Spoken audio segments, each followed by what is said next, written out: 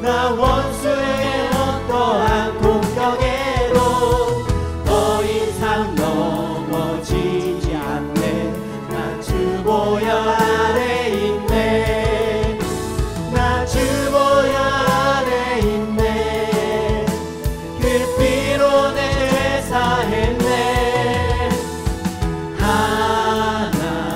하나님의 긍휼 날 거룩해 하시었네. 난 주 보혈 아래 있네.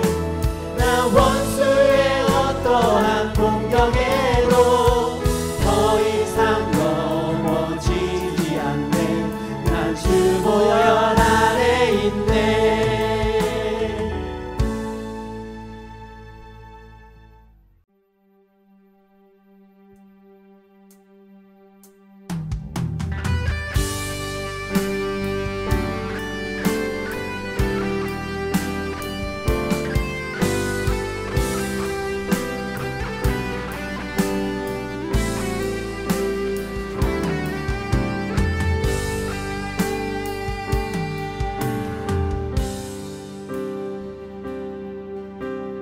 아버지 사랑 내가 노래해.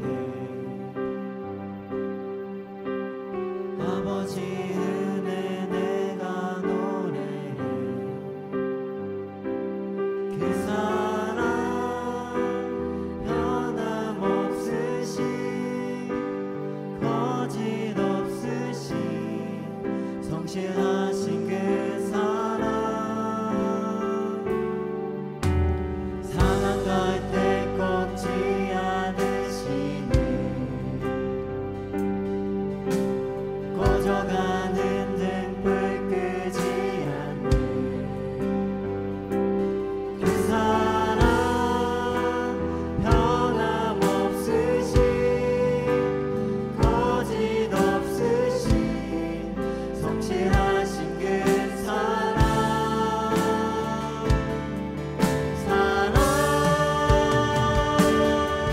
그 사랑 날 위해 죽으신 날 위해 다시 예수 그리스도 다시 오실 그 사랑 죽음도 생명도 천사도 하늘의 어떤 권세도 끊을 수 없는 영원한 그 사랑 예수.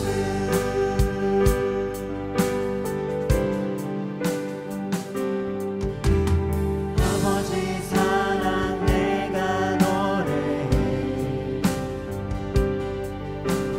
아버지 은혜 내가 노래해. 그 사랑 변함없으신 거짓없으신 성실하신 그 사랑 사랑할 때 꺾지 않으시네. 꺼져가는 등불 끄지 않네. 그 사랑 변함없으신 거짓없으신 성실하신 그 사랑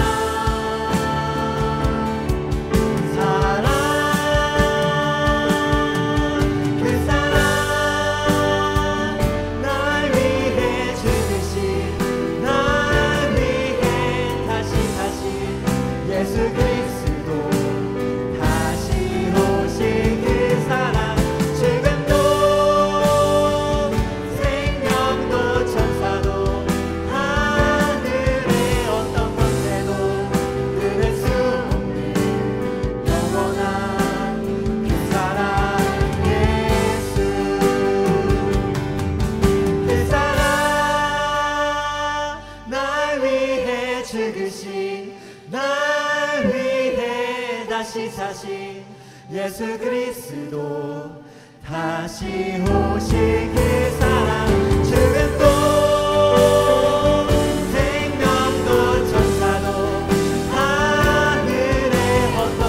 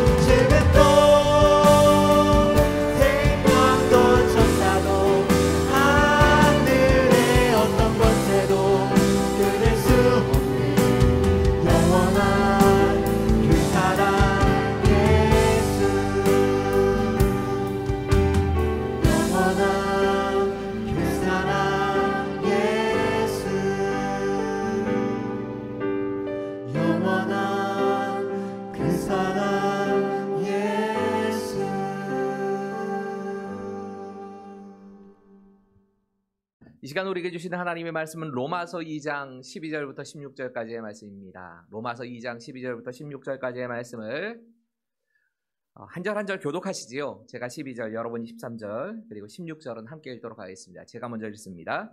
무릇 율법 없이 범죄한 자는 또한 율법 없이 망하고, 무릇 율법이 있고 범죄한 자는 율법으로 말미암아 심판을 받으리라. 하나님 앞에서는 율법을 듣는 자가 의인이 아니요 오직 율법을 행하는 자라야 의롭다 하심을 얻으리니, 율법 없는 이방인의 본성으로 율법의 일을 행할 때에는 이 사람은 율법이 없어도 자기가 자기에게 율법이 되나니, 이런 이들은 그 양심이 증거가 되어 그 생각들이 서로 혹은 고발하며 혹은 변명하여 그 마음에 새긴 율법의 행위를 나타내느니라. 함께 읽겠습니다. 곧 나의 복음에 이른 바와 같이 하나님이 예수 그리스도로 말미암아 사람들의 은밀한 것을 심판하시는 그날이라. 아멘. 예수 그리스도의 재림에 대한 말씀과 그리고 그 생각들은 초대교회 성도들에게는 굉장히 큰 힘이 되었고 그들에게 흥분시키는 그런 말씀들이었습니다. 실제로 신약성경을 읽다 보면 신약성경 전체에 300번이 넘게 다시 오실 예수님 재림에 대한 메시지가 증거되고 있습니다.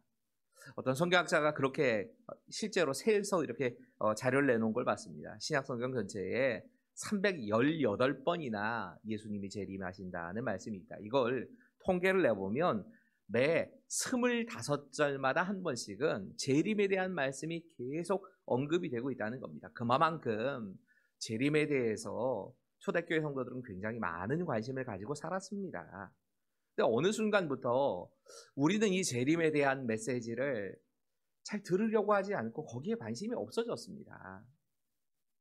그 이유에 대해서 아마 20세기 후반을 대표하는 신학자, 복음주의 신학자라고 말할 수 있는 얼마 전 세상 떠나신 제임스 패커 박사가 이렇게 그 원인에 대해서 지적을 합니다. 4가지 원인이 있다고 지적을 합니다. 첫 번째는 이 시대는 교회에 대해서는 비관하고 세상의 멸망을 선고하는 경향에 대해서는 반발을 하는 시대라는 겁니다. 이런 시대에 교회가 이 교회에 대해서 비관하고 세상 멸망을 선고한다, 이걸 싫어하는 시대에 이 말씀을 잘 증거하지 않게 됐다는 겁니다. 거기다가 시한부 종말론을 이야기하는 사람들이 20세기의 말과 또 21세기의 초에 어떤 날짜에 예수님이 다시 오신다라고 하는 말씀을 계속 전하다 보니까 사람들이 더 이상 이 재림이나 종말에 대한 말씀에 대해서 거짓말이다 이렇게 생각하는 경향이 아주 짙어졌다는 겁니다.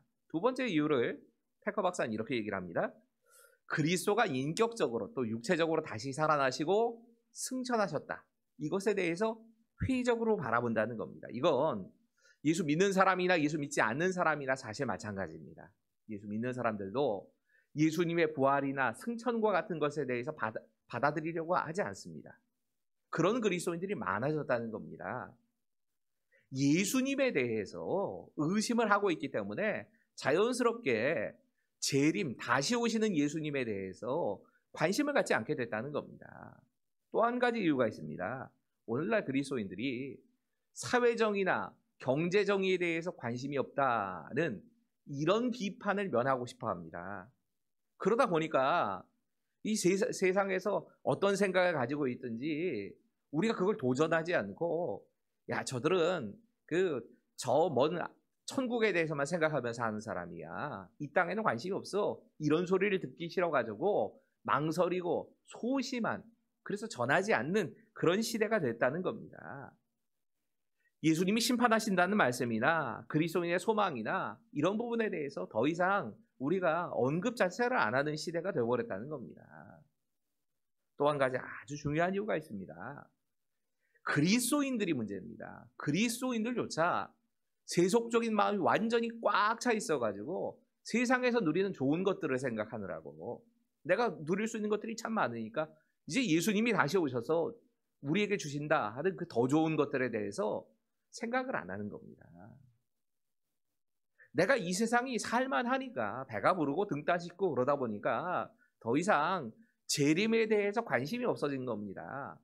참 묘하게도 박해의 시대를 지나가는 성도들은 예수님 다시 오신다는 것에 대해서 큰 관심을 가지고 삽니다. 그런데 이제 내가 등 따숩고 뭐 살만하다 싶으면 오늘 오시지 말고 좀 내일 좀 오셨으면 좋겠고, 내가 결혼을 했는데 결혼 생활을 좀 즐기다가 오셨으면 좋겠고, 내가 이 부유하게 살고 있는데 이 부유함을 누리다가 오셨으면 좋겠다, 이런 마음으로 자꾸 예수님의 재림에 대해서 관심을 가지지 않더라는 겁니다.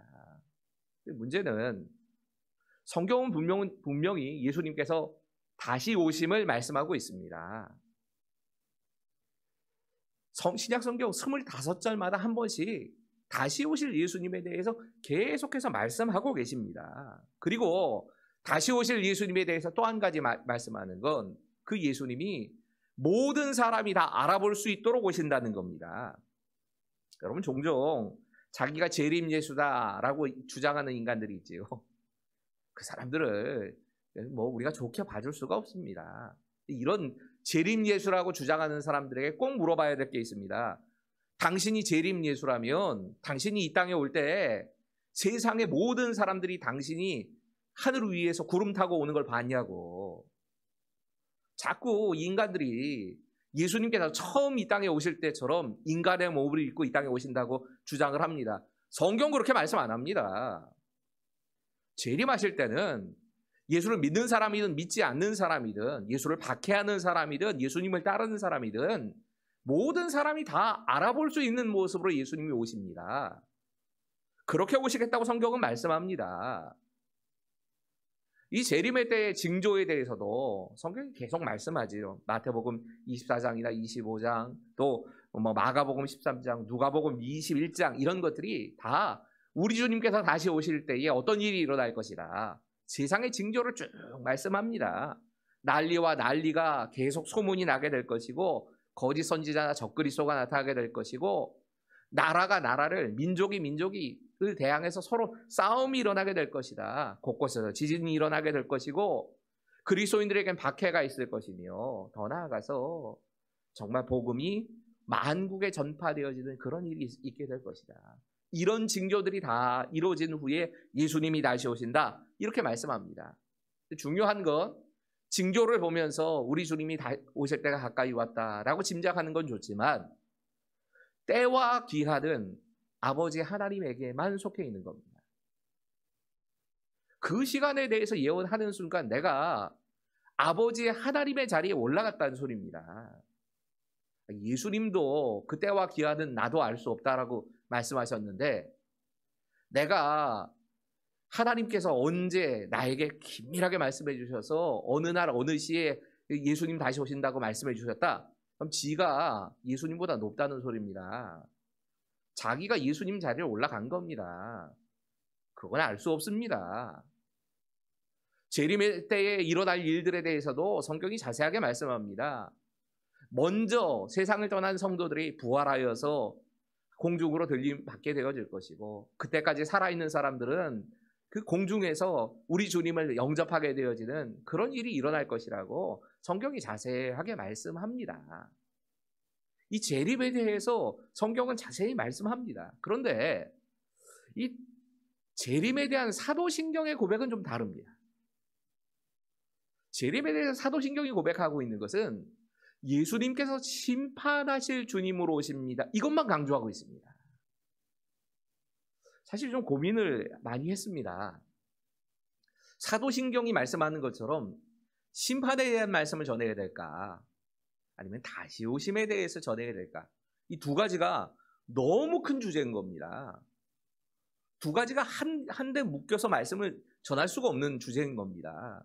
고민을 하다가 사도신경이 이야기하고 있는 것이 심판이기 때문에 심판에 대해서 말씀을 전하자. 그리고 일반적으로 하나님께서 우리에게 심판하시는 그 심판의 모습을 잘 보여주시는 말씀이 로마서 2장이기 때문에 로마서 2장의 말씀을 전하자는 마음을 주셨습니다. 그런데 한 가지는 좀 미리 말씀드려야 합니다. 로마서 2장은 우리가 최후의 심판을 당할 때의 그 모습을 말씀하는 건 아닙니다. 물론 그런 모습이 담겨 있기는 하지만 최후의 심판이라기보다는 우리가 이 땅을 살아가면서도 만날 수 있는 그 심판의 일반적인 모습을 다루고 있습니다. 성경이 말씀하고 있는 건 최후의 심판이지만 로마서 2장은 그 최후의 심판에 대해서만 말씀하는 건 아닙니다. 일반적으로 심판이 이런 모습이다. 하나님께서 왜 심판하시고 또 심판은 어떤 특징이 있다 하는 걸 잘 보여주는 것이 로마서 2장이기 때문에 로마서 2장의 본문을 통해서 심판의 모습에 대해서 생각해 보려고 하는 겁니다. 오늘 설교는 분당 우리 교회를 섬기고 계시는 이찬수 목사님의 로마서 강의 두 번째 책인 아는 것보다 사는 것이 중요하다라는 책의 내용을 요약할 겁니다. 주로 진짜 그 이야기를 가지고 제가 설교할 겁니다. 조금 더 자세한 내용을 알기 원하시면 이 책에 이 심판에 대한 부분들에 대해서 로마서 2장에 시작된 이 심판에 대한 부분을 자세하게 읽으시면 도움이 많이 될 것이라고 생각합니다. 첫 번째, 오늘 본문이 이야기하고 있는 메시지입니다. 함께 읽습니다. 시작. 하나님의 심판은 공정합니다. 언젠가 이런 글이 실려 있는 걸 읽어봤습니다. 남이 잘못하면 비판적이고 내가 잘못을 지적하면 예리한 것입니다. 남이 온순하면 나약한 것이고 내가 온순하면 우아한 것입니다. 남이 잘 차려입으면 허영심에 꽉 차 있는 것이고 내가 잘 차려입으면 미적인 감각에 뛰어난 것입니다. 남이 자기 생각을 말하면 성질 나쁜 것이고 내가 내 생각을 잘 말하면 솔직한 것입니다. 남이 큰 위험을 감수하면 무모한 것이고 내가 위험을 감수하면 용감한 것입니다. 이게 사람이 가지고 있는 마음의 특징이지요. 자기 자신에 대해서는 언제나 관대합니다. 다른 사람에 대해서는 가혹합니다. 사람이 그렇습니다. 진짜 내로남불입니다. 똑같은 일인데도 내가 하면 로맨스고 다른 사람이 하면 불륜으로 보는 게 우리 인간의 특징입니다. 또 선입견이 얼마나 강한지 모릅니다. 한 사람에 대해서 선입견을 가지고 그 사람에 대해서 판단을 해버립니다. 여러분, 이 로마서 2장에 판단이라고 사용된 사람에 대한 이 판단이라고 사용된 이 단어와 하나님이 심판하신다라고 하는 이 심판으로 번역된 단어가 같은 단어입니다. 여러분, 우리의 판단이 곧 하나님의 심판과 모양이 똑같다는 겁니다. 그래서 판단을 우리가 함부로 해서 안 된다고 말씀하는 겁니다. 문제는 이 인간의 판단이 언제나 편견에 가득 차 있다는 겁니다. 그에 비해서 하나님의 판단에 대해서 이렇게 말씀합니다. 2장 2절입니다. 로마서 2장 2절 함께 읽지요. 시작. 이런 일을 행하는 자에게 하나님의 심판이 진리대로 되는 줄 우리가 아노라. 여러분, 로마서 2장이 진짜 강조하고 있는 건 인간이 행하는 판단이나 재판과 같은 것이 얼마나 불공정한가. 반대로 하나님의 심판과 하나님의 이 재판은, 심판은 공정하다는 것을, 좌우로 치우치지 않았다고 하는 사실을 분명하게 말씀하고 있는 겁니다. 여러분, 6절부터 10절까지의 말씀은 세 번이나 모든 사람에게, 각 사람에게 하나님의 심판이 이루어진다고 말씀합니다. 그러니까 하나님의 심판이 어떤 사람을 도매급으로 취급하지 않는다는 겁니다. 그 사람이 어디에 속해 있는가를 보고 그 사람에 대해서 평가하시는 게 아니라는 겁니다. 내 부모가 신앙을 정말 잘 지키고 믿음으로 살았다 해서 내가 하나님께서 생각하실 때 너는 합격 이러시는 게 아니라는 겁니다. 우리 각 사람 한 사람들에 대해서 하나님이 공정하게 심판하십니다. 내가 어떤 교회를 다니든지 그 교회가 정말 훌륭하고 귀한 교회라 할지라도 하나님이 바라보시는 건 내 믿음입니다. 내가 어떤 믿음으로 서 있는가, 내가 어떤 직분을 가졌는가가 아닙니다. 내가 얼마나 많은 일을 했는가가 아닙니다. 하나님이 바라보시는 건 우리들 각 사람 한 사람에 대해서 진리로 공정하게 평가하십니다. 이 말씀을 하신 겁니다. 두 번째입니다. 같이 읽겠습니다. 시작. 하나님의 심판은 사람의 은밀한 것을 심판하시는 심판입니다. 오늘 본문 16절이 이렇게 말씀합니다. 곧 나의 복음에 이른 바와 같이 하나님이 예수 그리스도로 말미암아 사람들의 은밀한 것을 심판하시는 그날이라. 사람들의 은밀한 것을 심판하신다 말씀합니다. 여러분이 9절서부터 16절까지의 말씀은 나의 삶이나 나의 생활이나 나의 행동이나 나의 생각, 나의 말, 이 모든 것에 대해서 예수님께서 이곳에 오셔서 나를 바라보고 계시다. 심판하신다. 이런 마음을 가지고 살라고 하는 말씀입니다. 그걸 강력하게 권고하시는 말씀입니다. 아마 핵심적인 말씀은 11절에 이는 하나님께서 외모로 사람을 취하지 아니하심이라, 이 말씀일 겁니다. 사람이 가지고 있는 연약함 때문에 눈에 보이는 대로 그 사람에 대해서 평가하기 마련입니다. 그 사람의 중심이 무엇인지를 사람은 알 수 없습니다. 그게 정상입니다. 만약에라도 내 중심까지 꿰뚫어 보고서 뭔가 이야기하는 것 같으면 그 사람 위험한 사람입니다. 될 수 있나 가까이 하지 마십시오.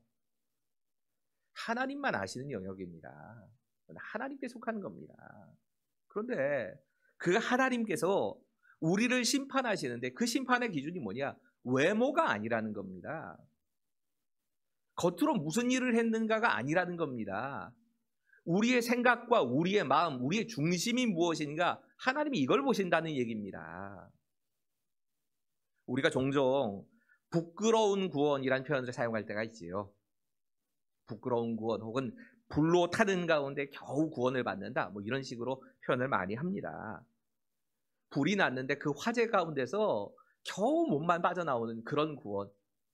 어떤 목사님 그렇게 표현하시더라고요. 목욕탕에 불났는데 목욕탕에 불났을 때에 사람들이 목숨을 구하기 위해서 벌거벗은 채로 목욕탕 밖으로 뛰쳐나왔다. 뛰쳐나오면 사람이 누구나 와 살았다 그러고 잠시 동안 기뻐하다가 조금 지나면 자신의 부끄러운 모습을 보고 아이고야 이거 부끄러운 걸 어떻게 가릴까, 이러는 모습이 꼭 부끄러운 구원이 아니겠느냐, 이렇게 설명하시는 걸 들어봤습니다. 참 탁월한 해석이라고 생각합니다. 좋은 예화라고 생각합니다. 그런데 그 부끄러운 구원의 기준이 뭔지는 아십니까? 여러분, 부끄러운 구원의 기준은 우리가 어떤 행동을 했느냐가 아닙니다. 하나님은 분명히 우리가 인생이 다 끝난 후에 예수를 믿는 사람들에게 해당되는 얘기입니다.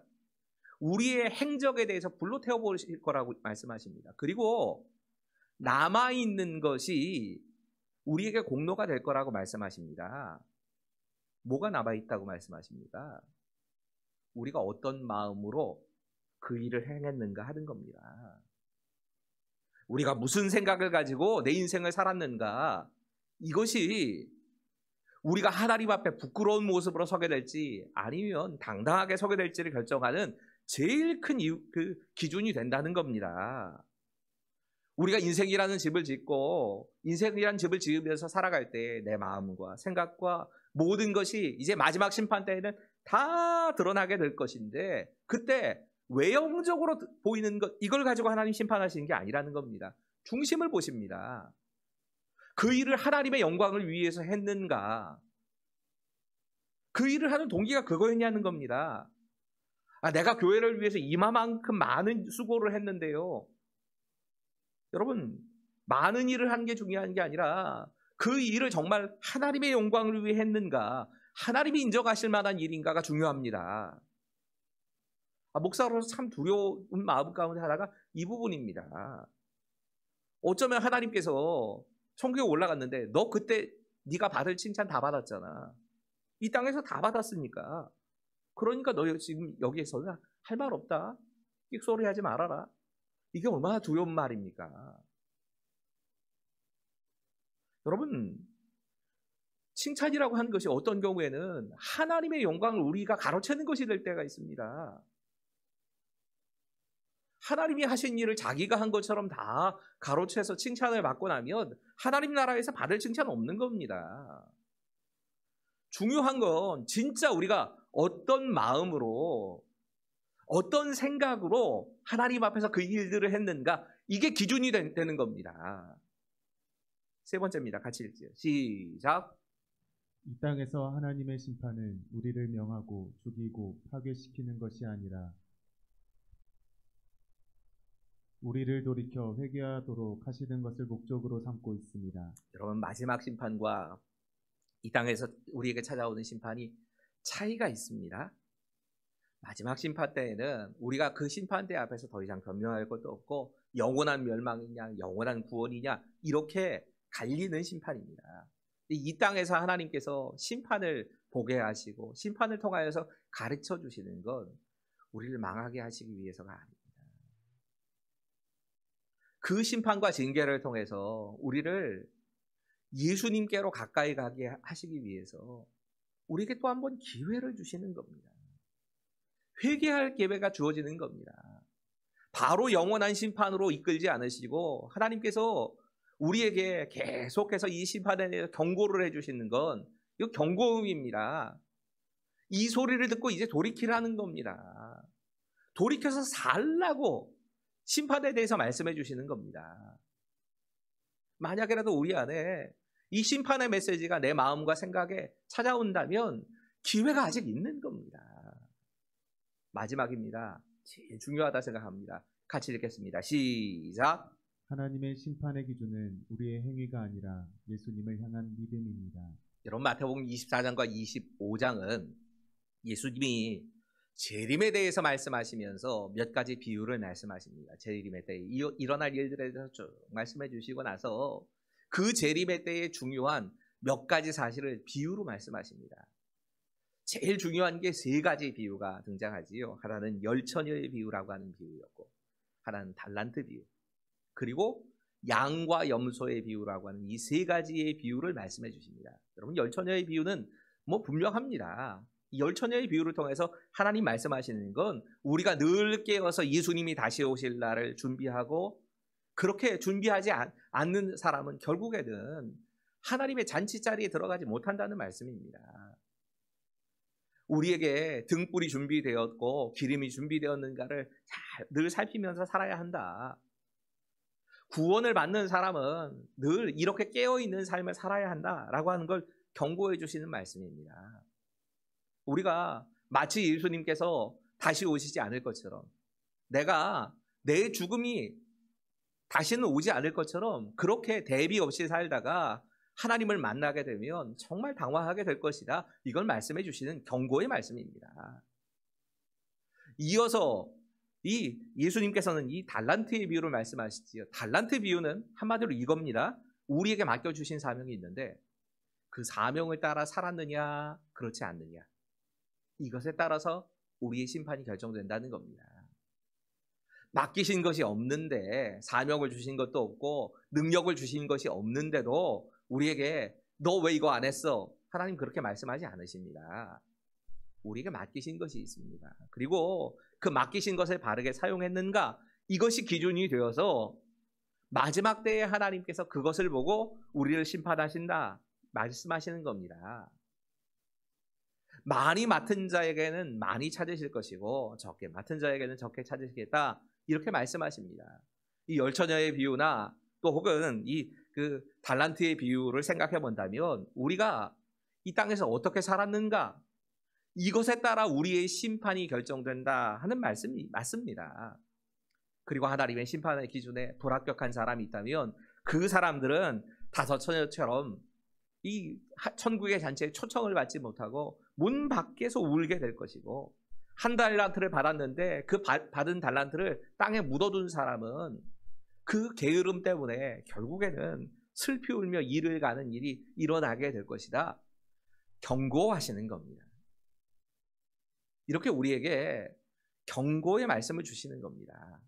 그런데 이 말씀을 가만히 묵상하면서 우리가 꼭 생각해 봐야 될 건, 하나님의 심판의 기준이 정말 선한 행위를 말씀하는 것일까 하면 그건 아니라는 걸 우리가 곧 알아챌 수 있습니다. 여러분, 이 두 비유가 진짜 얘기하는 건 믿음으로 살았는가를 말씀하는 겁니다. 우리가 진짜 믿음으로 하나님 앞에서 삶을 살았는가에 대해서 말씀하고 있는 것이 이 두 비유의 이야기이고, 또 최후의 심판 때의 심판의 기준도 우리가 예수 그리스도의 십자가를 통하여서 하나님과 관계 회복이 되었는가, 여기서부터 출발하는 겁니다. 그렇기 때문에 이 세 가지의 비유 가운데 제일 중요한 건 양과 염소의 비유입니다. 여러분, 양과 염소의 비유는 좀 우리가 깊이 묵상을 해볼 필요가 있습니다.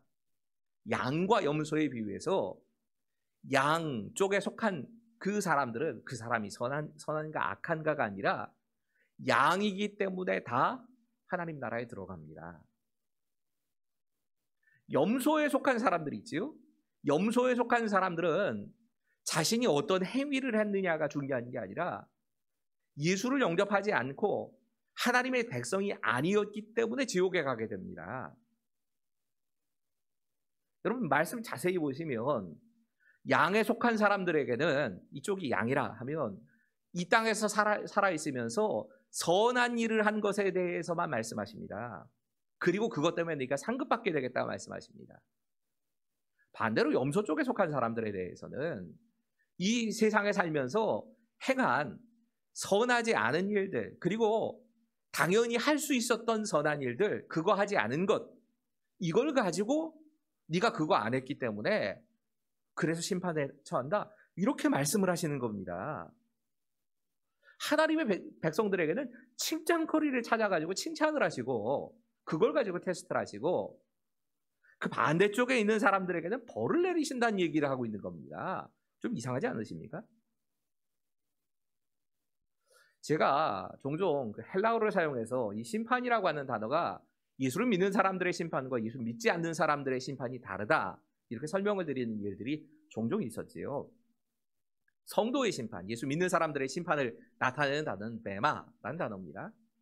이 베마라고 하는 단어는 운동 경기를 다 마친 후에 그 운동 선수들이 심판대 앞에서, 심판관 앞에서 심판관이 주는 상을 받는 겁니다.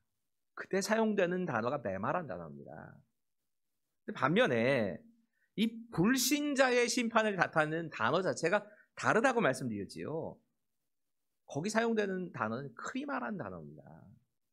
이 크리마라고 하는 단어는 판사가 재판석, 심판석에 앉아가지고 너 죄가 있어 없어 이것을 따지는 겁니다. 운동선수가 금메달이냐 은메달이냐 동메달이냐를 따지는 것과 판사의 심판대 앞에서 죄가 있음과 없음을 따지는 건 완전히 다른 겁니다. 이게 좀 불공평하게 보이지 않냐는 얘기입니다. 우리 기준에는 이게 진짜 불공평하게 보입니다. 그런데 이것을 공정이라고 분명히 하나님 말씀하십니다. 여러분, 마지막 심판대 앞에서 우리의 심판의 기준이 다릅니다. 내가 예수를 믿는 사람이다. 그러면 하나님의 심판의 기준은 하나님의 의가 됩니다. 하나님의 의라고 하는 건 하나님의 의를 붙잡는 사람들에게 기준이 되는 이 심판의 기준은 뭐냐면 하나님께서 우리에게 행하신 그 일, 예수님을 보내주시고 그 예수님을 통해서 구원해 주신 그 하나님의 의, 이것을 붙잡은 사람들, 이 사람들에게는 그 하나님의 의가 기준이 돼서 심판이 이루어진다는 얘기입니다. 예수님의 보혈을 기준으로 해서 심판인가 아니냐가 결정이 된다는 겁니다. 이거 나 때문이 아닙니다. 나 때문에 그렇게 되는 게 아니고 예수님 때문에 우리는 다 의로운 사람으로 인정이 되고, 그래서 우리의 심판은, 우리의 행위에 대한 심판은, 우리도 행위에 대한 심판 받습니다. 우리의 행위에 대한 심판은 하나님 앞에서 하나님의 영광을 위해서 어떻게 살았는가, 금메달이냐 은메달이냐를 따지는 그 심판대 앞에 서게 된다는 얘기입니다. 여러분, 예수님께서 십자가를 지심으로 우리의 모든 죄를 이미 다 용서하셨습니다. 그러니까 우리에게 하나님께서 찾으시는 심판은 우리가 어떻게 충성했느냐를 따지시는 심판인 겁니다. 불신자들은 다른 심판을 당합니다. 예수님을 주인과 구세주로 영접하지 않은 사람들, 이 사람들은 이 땅에서 살아가면서 내가 얼마나 선한 행동을 했는가, 이것이 기준이 돼서 그것이 기준으로 자기 의를 붙잡은 거니까, 이게 자기 의를 붙잡은 대로 그것에 따라 심판하시겠다는 겁니다. 이 사람들에게는, 율법을 아는 사람들에게는 율법이 기준이 돼서 심판을 하게 될 것이고, 양심이 기준이 되는 사람들은 양심에 따라서 심판을 받게 될 것이다 말씀하시는 겁니다. 여러분, 이 기준으로 하나님의 심판대 앞에서 패스, 이 사람은 그래 온전하다, 이럴 사람이 하나도 없다는 겁니다. 여러분, 이 땅을 살아가면서 이 심판을 우리가 준비하는 겁니다. 예수를 나의 구주, 나의 하나님으로 영접했느냐가 그래서 중요한 겁니다. 그럼 우리가 이 땅 살아가면서 진짜 예수님이 나의 구세주가 되셨다는 것에 대한 감사가, 또 이 믿음이 얼마나 소중한 것인가, 이걸 알아야 합니다. 그리고 하나님께서 우리에게 맡겨주신 사명을 감당하면서 사는 게 분명히 우리에게 필요한 겁니다. 성경은 분명히 우리 주님께서 다시 오신다고 말씀하십니다. 그리고 다시 오실 때 우리 주님은 심판주로 오십니다.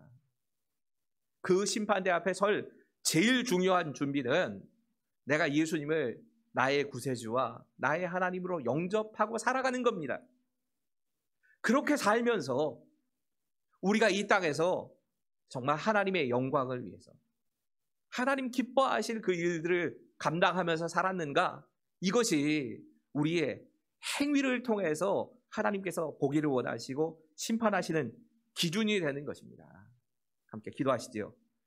하나님, 내가 하나님의 의를 붙잡고 살아가는지 아니면 내 양심이나 내 율법을 붙잡고 살아가는지 점검하며 살 수 있도록 주님 도와 주시옵소서. 율법을 붙잡고 살아가면서 다른 사람을 판단하는, 나 자신에 대해서는 관대하게, 다른 사람에 대해서는 불공평하게, 그 사람들은 가혹하게 판단하는 모습이 내 모습은 아닌가, 나를 돌아볼 수 있도록 주님 도와주시고, 진짜 예수 그리스도의 십자가가 기준이 되어서 예수님의 십자가를 우리의 삶의 한복판에다 세우고 하나님께서 우리에게 맡기신 그 인생을 하나님 기뻐하실 일, 하나님께 영광이 될 그 일에 내 마음과 생각과 모든 것을 다해서 집중하며 살아가는 우리 인생이 될 수 있도록 주님 도와주시옵소서. 아직까지도 우리 주변에도 예수 그리스도의 의를, 하나님께서 우리에게 허락하신 그 의를 붙잡지 못하고 나의 의를 붙잡고 살아가는 많은 사람들이 있습니다. 그들에 대해서 긍휼한 마음을 갖게 하시고 기도하게 하시고 예수님께서 원하셨던 모습처럼 그들도 회복되어서 하나님의 자녀가 되는 귀한 역사가 일어날 수 있도록 주님 도와주실 것을 믿으며 예수님의 이름으로 감사하며 기도하옵나이다. 다 함께 말씀을 기억하시면서 함께 기도합시다. 하나님은 우리를 심판하시는 하나님이라고 말씀하십니다. 심판하실 때 공정하게 심판하시며 우리의 은밀한 것을 심판하신다고 말씀하십니다. 하나님께서 우리를 심판하시는 이유는 우리가 회개하고 하나님께로 돌아오기 원하시기 때문입니다. 이 시간 우리의 죄악들을 고백하시면서 함께 기도하기 원합니다. 우리의 죄를 자백할 때 하나님은 밉보시고 이로우사 우리의 죄를 깨끗하게 하실 것이라고 말씀하십니다. 그렇기 때문에 우리의 죄를 자백하시면서 정결한 마음을 구하시면서 함께 기도하도록 하겠습니다. 기도하겠습니다. 하나님, 이 시간 다시 한번 주님의 긍휼하심을 구합니다. 하나님께서 이 땅을 심판하시기 위해서 이 땅에 다시 오신다라고 말씀하시는데, 하나님 우리 안에 이 심판을 당할 때에 하나님 우리 안에 모든 정결함으로 주께 나아갈 수 있는 은혜가 있을 수 있도록 주여 우리를 긍휼히 여겨 주옵소서. 하나님, 우리가 주께로 돌아오기 원하시는 그 아버지의 마음을 우리가 알게 하여 주셔서 우리 안에 자백할 수 있는 마음을 허락하여 주옵소서. 정직한 영을 회복시켜 주옵시고 정결한 마음으로 주께 나아갈 수 있는 하나님 그런 자녀가 되게 하여 주옵소서. 하나님, 주께서 우리의 죄를 자백할 때에 주를 믿으시고 서로가 우리의 죄는 모든 죄를 사하신다라고 말씀하셨는데, 하나님 우리 안에 그 말씀을 믿음으로 고백하게 하여 주시고 믿음으로 나아가게 하셔서 우리의 죄를 자백하며 주께 날마다 정결함을 구하며 나아갈 수 있는 우리의 삶이 되게 하여 주옵소서. 이 땅에 수많은 죄들이 있습니다. 겉으로 드러나지 않았다 할지라도 하나님과 나만이 아는 죄들이 많이 있는데, 하나님 그것이 모두 다 하나님께서 알고 계시니 우리 가운데 깨닫게 하셔서 우리가 주께 정결함으로 깨끗함을 구하며 나아갈 수 있는 우리 모든 삶이 될 수 있도록 인도하여 주옵소서. 이 시간 다시 한번 기도할 때에는 하나님께서 심판의 기준은 우리의 행위가 아니라 예수님을 향한 믿음이라고 말씀하십니다. 하나님, 우리의 믿음 없음을 용서하여 주옵소서. 이 믿음이 우리의 힘과 능력으로 얻어질 수 없는 것임을 다시 한번 주께 고백하시면서 주님 우리를 긍휼히 여겨 주셔서 우리가 예수님이 우리의 구주 되심을 다시 한번 믿음으로 고백할 수 있는 우리 모두가 되게 하여 주옵소서. 함께 기도하도록 하겠습니다. 하나님, 이 시간 다시 한번 주께 구하는 것은 우리의 믿음 없음을 용서하여 주옵소서. 예수님이 우리의 구주가 되시는데 우리 안에 여전히 많은 의심과 또 많은 하나님을 믿지 못하는 마음으로 살아갈 때가 많이 있습니다. 하나님, 우리 안에 계속해서 날마다 우리의 삶 속에서 예수님이 우리의 구주 되심을, 구원자 되심을 믿음으로 고백할 수 있는 우리가 되게 하여 주옵소서. 그러나 그것이 우리의 힘과 능력으로 될 수 없는 것임을 다시 한번 인정하고 있사오니 하나님 우리를 긍휼히 여겨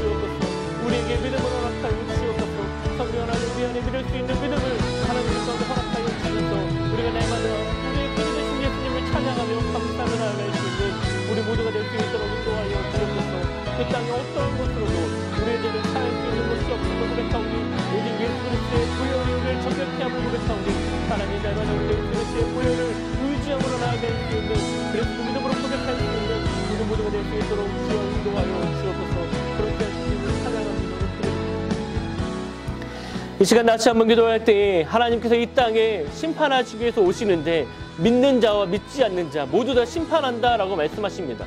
물론 그 모양은 다르지만 이 시간 기도하실 때에 아직도 여전히 우리 주변에 믿지 않는 분들, 특별히 가족분들, 특별히 우리가 알고 있는 친구분들, 우리의 주위에 있는 많은 사람들 여전히 하나님을 알지 못하고 예수님을 믿지 못하는 영혼들을 향해서 하나님 그들을 긍휼히 여겨 주옵소서. 주께서 이 땅에 다시 오실 때에 그들의 믿음으로 나아갈 수 있는 주님의 자녀들이 다 될 수 있도록 인도하여 주옵소서. 함께 기도하며 나아가도록 하겠습니다. 기도하겠습니다. 하나님의 시간 다시 한번 기도하는 것 여전히 우리 주변에 하나님을 알지 못하고 믿지 못하는 자들이 많이 있습니다. 하나님 그들을 긍휼히 여겨 주옵소서.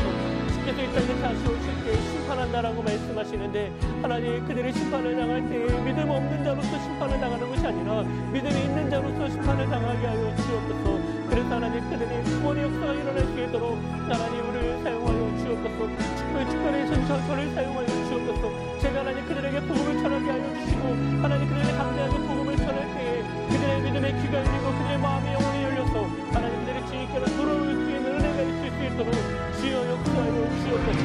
하나님 한 영혼을 향해서 99마리를 두고 떠나신다라고 말씀하시는 하나님 우리 안에 그런 마음을 가지게 하여 주옵소서.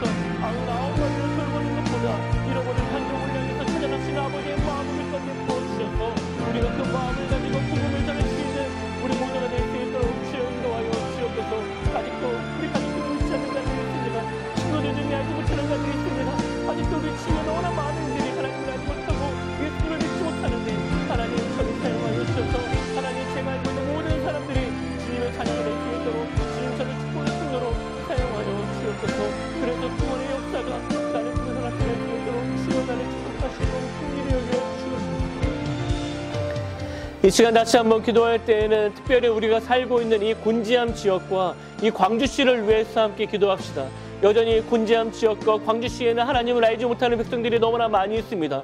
그럼에도 불구하고 우리는 그들에게 복음을 전하기보다는 그냥 나에게 유익이 되는 삶을 살아가기 위해서 노력할 때가 너무나 많이 있습니다.